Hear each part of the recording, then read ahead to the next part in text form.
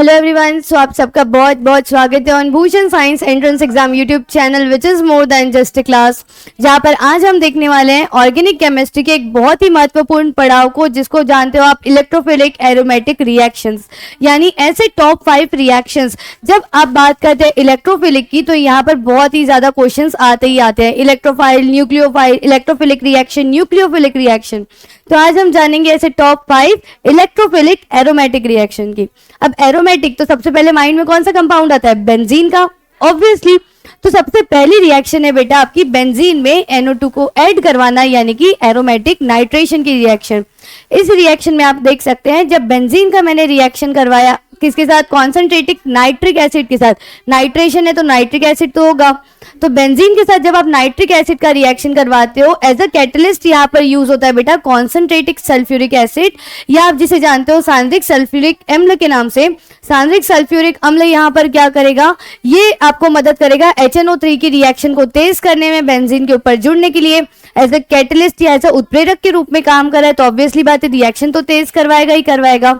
और इसी तरीके से नाइट्रिक एसिड में से NO2 जाके जुड़ जाता है बेंजीन के ऊपर। तो यहाँ से निकल क्या रहा है? यहाँ से निकल रहा है बच्चे आपका H+ और यहाँ से निकलता है आपका OH नेगेटिव, यानी एक वाटर मॉलिक्यूल यहाँ से हटेगा और साथ में क्या होगा? यहाँ पर NO2 जुड़ जाएगा।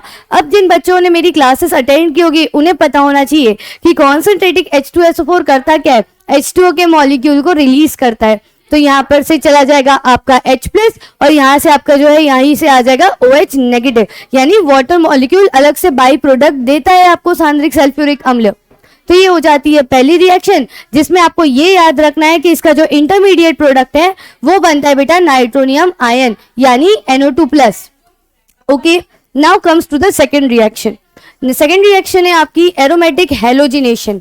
अब हैलोजिनेशन मतलब हैलोजन को ऐड करवाना है, तो एरोमेटिक यानी बेंजीन रिंग। तो बेंजीन के ऊपर जब आप ऐड करवाते हो हैलोजन को, तो जैसे आप देख सकते हो मैंने यहाँ सिर्फ क्लोरीन या ब्रोमीन लिखा है। अब आपके माइंड में ये क्वेश्चन आना चाहिए कि मैम फ्लोरीन क्यों नहीं, आयोडीन क्यों नहीं? फ्लोरीन इसलिए नहीं क्योंकि रिएक्शन बहुत तेज होती है और बहुत ही धमाकेदार होती है, जो हमें नहीं चाहिए। और रही बात आयोडीन की, तो बेटा आयोडीन बहुत ही स्लो स्टेप रिएक्शन करता है, यानी बहुत स्लो तरीके से रिएक्शन करता है, और बेंजीन के साथ तो फिर पूछिए ही मत। तो अगर हम बात करते हैं बेंजीन के ऊपर क्लोरीन या ब्रोमीन को ऐड करने की, तो आप यूज कर सकते हो Cl2 और Br2। और आपको ये भी याद होना चाहिए कि कहीं ना कहीं AlCl3 भी है, यानी कि एल्यूमिनियम क्लोराइड भी है, जो क्लोरीन को ऐड करने में मदद करता है बेंजीन रिंग के ऊपर।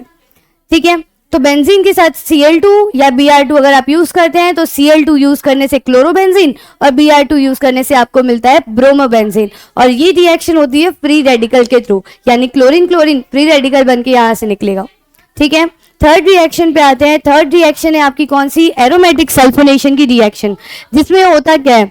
सीधी सी बात है, एरोमेटिक के साथ आपको सल्फर ऐड करना है, यानी कि सल्फर का ग्रुप ऐड करना है। तो यहाँ पर देखिएगा, यहाँ पर यूज क्या होता है? Sulphonic acid. क्या यूज होगा? सल्फोनिक एसिड यूज होगा in presence of H2SO4, not concentrated H2SO4 but only H2SO4।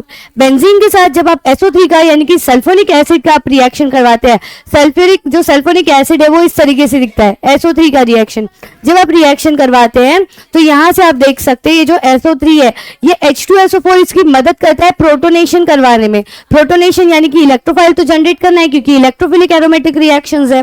तो यहाँ पे इलेक्ट्रोफाइल जनरेट कौन सा होगा? H+ का। H+ का रिएक्शन जनरेट होगा। साथ में आप कह सकते हो सल्फोनिक एसिड का भी यहाँ पर क्या बन जाता है बेटा? यहाँ पर उसका भी इलेक्ट्रोफाइल बनता है, और इस तरीके से जो आपका SO3 है वो आके इसके साथ कनेक्ट होगा, जिसमें से एक जो डबल बॉन्ड है ऑक्सीजन का वो क्या होगा? वो ट्रांसफर होगा ऑक्सीजन की तरफ, और जैसे ही ट्रांसफर हुआ तो H+ बनेगा और O नेगेटिव बनेगा। तो H+ बना है, और यहाँ पर आप देख सकते हो जो बॉन्ड है ये बॉन्ड ब्रेक डाउन होगा। ये जो है आपका यहाँ पर एक हाइड्रोजन जुड़ा हुआ है, यहाँ पर एक हाइड्रोजन जुड़ा हुआ है, तो यहाँ पर जो SO3 है वो इसके साथ आके कनेक्ट होता है, क्योंकि बॉन्ड ब्रेक हुआ है, चाहे तो आप इधर कर लीजिए चाहे तो आप इधर कर लीजिए इलेक्ट्रॉन डेंसिटी के अकॉर्डिंग। तो SO3 आके यहाँ कनेक्ट हो जाएगा और ये बन के निकल जाएगा आपका H+ बन के यहाँ से रिलीज हो जाएगा। प्रोटोनेशन करवाना है H2SO4 ने, प्रोटोनेशन किया, फिर उसके बाद में ये यहाँ पे आके कनेक्ट हुआ, और अगला जो आपका फाइनल प्रोडक्ट बनता है वो बनता है आपका कुछ इस तरीके से। ठीक है, इसे कहते हैं एरोमेटिक सल्फोनेशन, यानी एरोमेटिक बेंजीन रिंग के ऊपर आपको सल्फोनेशन करवाना है, SO3 के ग्रुप को ऐड करवाना है, सल्फोनिक एसिड को। ठीक है, ये हो जाती है तीसरी रिएक्शन। अब बाकी की दो रिएक्शन कौन सी है, क्योंकि टॉप 5 कहा था मैंने, सो बाकी की दो रिएक्शन कौन सी है ये जानने के लिए आपको इसी वीडियो के डिस्क्रिप्शन में देखना होगा, उसकी लिंक डल जाएगी। और इसी तरीके से टॉप 5 इलेक्ट्रोफिलिक रिएक्शंस यहाँ पर होती है कंप्लीट। सो जल्दी से चाहिए वो दो रिएक्शन भी देखिए और अपनी चीजों को याद कीजिए और जल्दी से ऑर्गेनिक केमिस्ट्री को बना लीजिए इजी। सो तब तक के लिए अपना ध्यान रखिएगा, फिर मिलती हूँ अगले टॉपिक के which is more than just class only on Bhushan science entrance exam. Bye bye, take care.